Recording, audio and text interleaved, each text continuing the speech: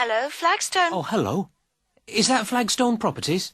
Yes, that's right. Flagstone here. How can I help you? Hello. I'm ringing just to make inquiries about renting a house. My name's John Anderson. Yes, Mr. Anderson. What sort of thing were you looking for? Two-bedroom house with garden. Well, yes, sir, that shouldn't be any problem. Just to let you know that our main areas, the main areas we deal with are the city centre itself. City centre, And the north suburbs. Oh, well, we were most interested in the northern areas, actually. Right, yes. What sort of price were you thinking of? Well, could you give me some idea? Certainly. It really ranges from £250 per month. Only £250? Yes, to about £500, depending on a number of different factors. Oh, what does it depend on? Well, obviously the quality of the area, and then whether there's a garden. Oh, well, as I said, we'd want a garden. And a garage pushes up the price. Right. Well, we wouldn't necessarily need one. I think about £350 a month would be our limit. OK. Well, would you like to have a look at a couple of properties, sir? Yes, that'd be great. Looking at our files, I think we've got two which might suit you. Oh, hang on. I'll just get a pen. Right. OK, well, there's one on West Park Road, which is £325 a month. Are the bills included? Well, that one just includes the water bill. OK, right. And the second house is in Tithe Road. I'll just spell that for you, OK? Yep. Tithe Road. Yeah, got that. And how much is that one? That's £380. 380. Is that including water? No, I'm afraid not, but it does include the telephone rental. Oh, well, that's not too bad then. So... Before you hear the rest of the conversation, you have some time to look at questions 7 to 10.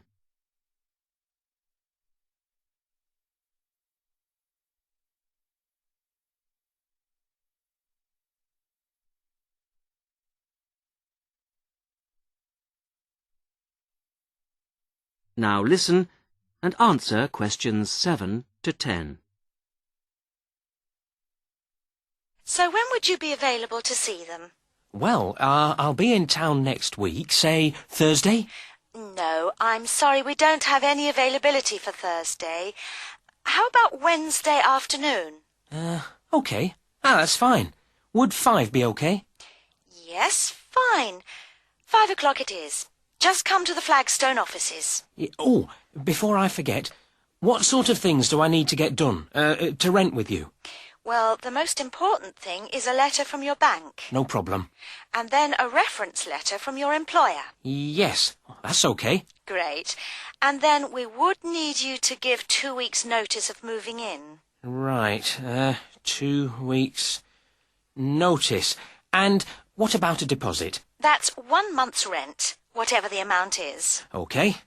1 month. Is that it? No, sorry, one more. You will have to pay for the contract. Oh, yes, I'd forgotten about that. OK, fine. So I'll start arranging those, and I'll see you next week. Yes. Thanks very much. Bye. Goodbye. Hello, Mrs. Sutton. Come in. How are you settling in next door? Have all your things from Canada arrived yet? I thought I saw a removals van outside your house yesterday afternoon. Yes, they came yesterday. We spent all day yesterday arranging them. It's beginning to feel a bit more like home now. Oh, that's good. Look, come in and sit down. Are you all right? You look a bit worried. Well, I am a bit. I'm sorry to bother you so early, Mrs. Smith, but I wonder if you could help me.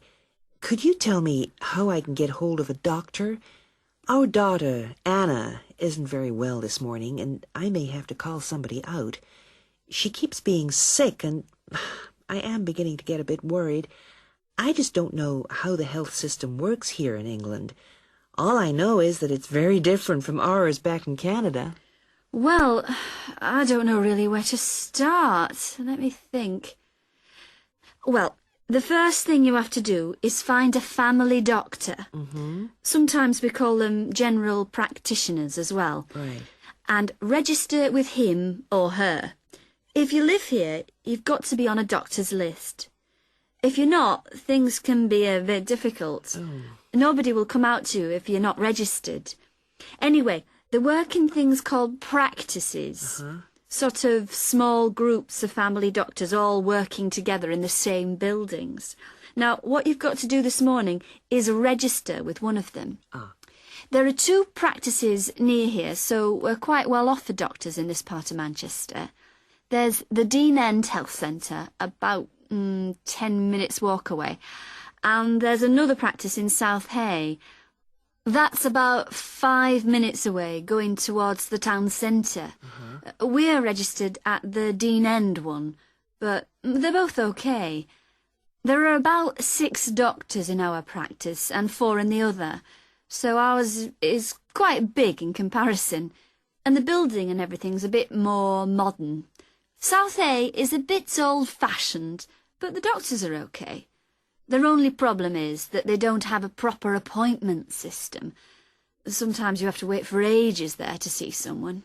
Anyway, you go to the receptionist in whichever health centre and ask her to register you with a doctor there. You have to fill in a form, but it doesn't take long.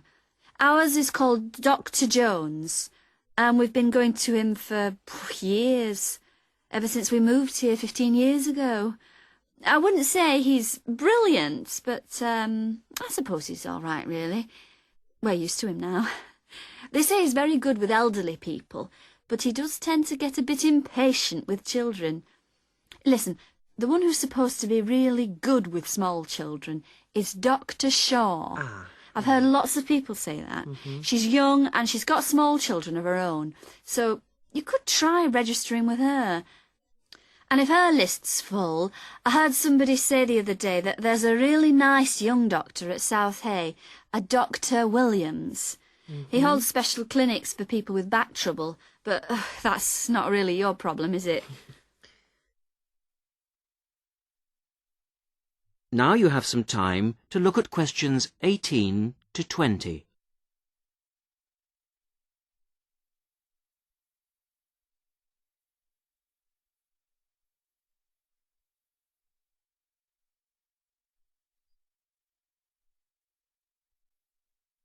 Now listen to the rest of the conversation and answer questions 18 to 20. If you want a doctor to visit you at home, you have to ask for a home visit. You're supposed to do that before 10:30 in the morning, but obviously if it's an emergency, you can phone at any time, night or day. It might not be your doctor that comes, though. It's quite often one of the other doctors in the practice. It doesn't really seem to make much difference. Right. Otherwise, you make an appointment to see your doctor at the health centre.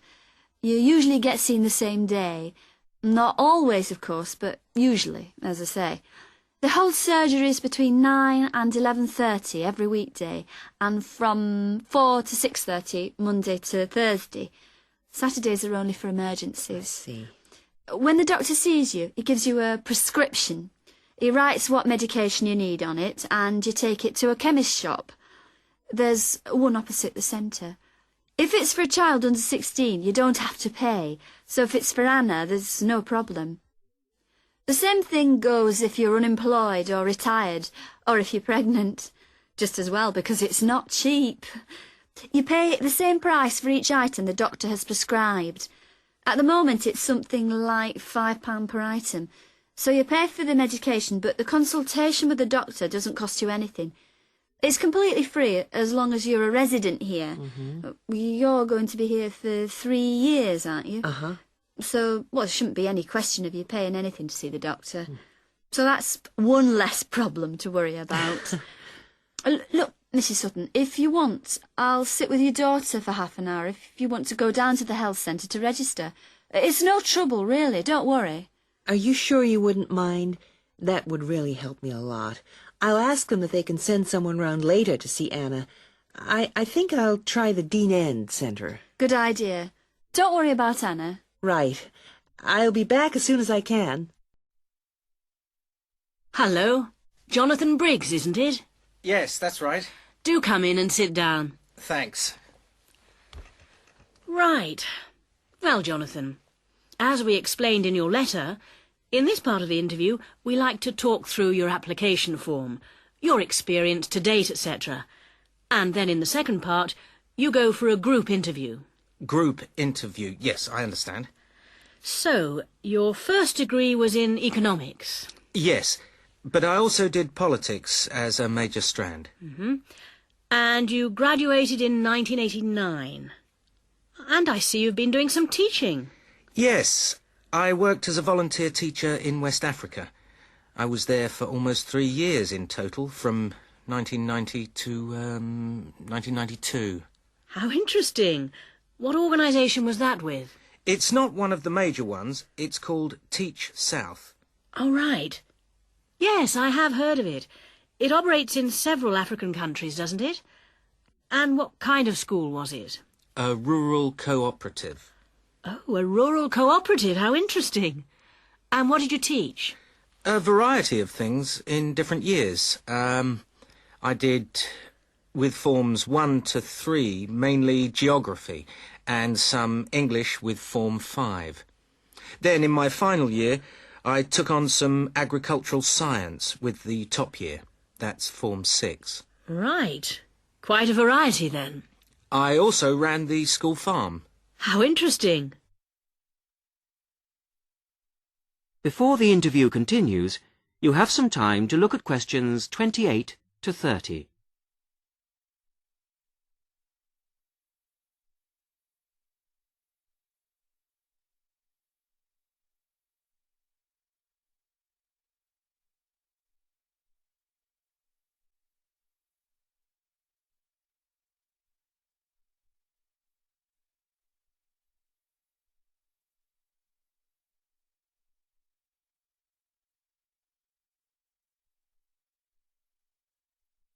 Now listen to the rest of the interview and answer questions 28 to 30.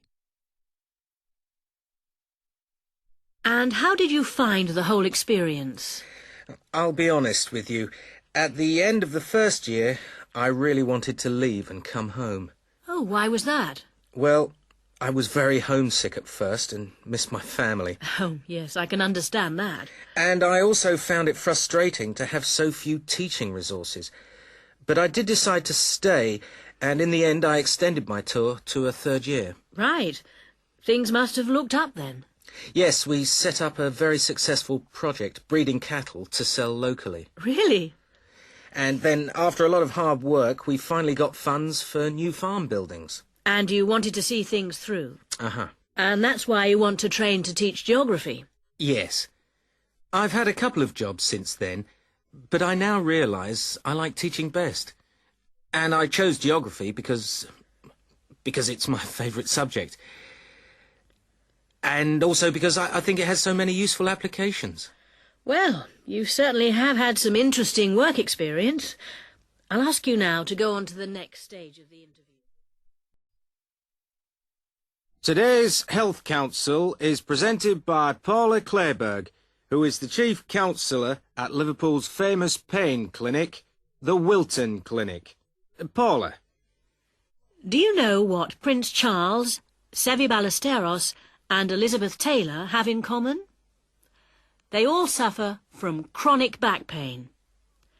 In fact, bad backs are one of the most common health problems today, affecting people in all walks of life. The most recent available figures show that about 250,000 people are incapacitated with back pain every day. And many sufferers don't know the cause or the solution to their problem. The majority of our patients at the clinic tend to be women. They are especially vulnerable because of pregnancy, but also because of osteoporosis, which I personally believe to be the major cause of problems for women. I have many women patients who say they have completely given up exercise because the pain makes them so miserable.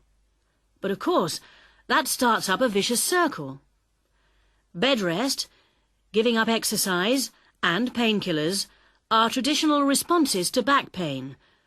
But although there are many excellent drugs on the market, at our clinic we're beginning to realise the unique benefits of relaxation therapy.